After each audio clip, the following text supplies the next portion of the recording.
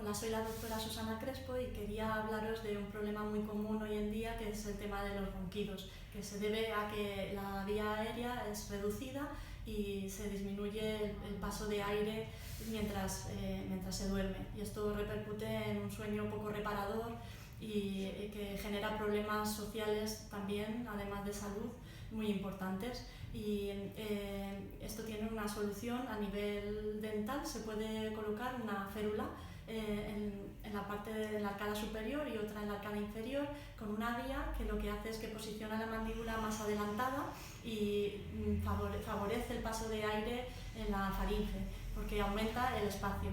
Es un procedimiento muy sencillo. En la clínica se toman unas medidas y una semana después se coloca estas férulas y luego se va haciendo un seguimiento y una adaptación personalizada al paciente.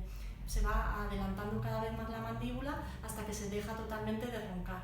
El seguimiento que hacemos es, gracias a una aplicación que se descarga el paciente en el móvil, él va a ver cuántas veces ronca durante la noche y en qué intensidad. Y a medida que vamos activando la férula, vamos a ver que va disminuyendo hasta que llega un momento en que el paciente no ronca.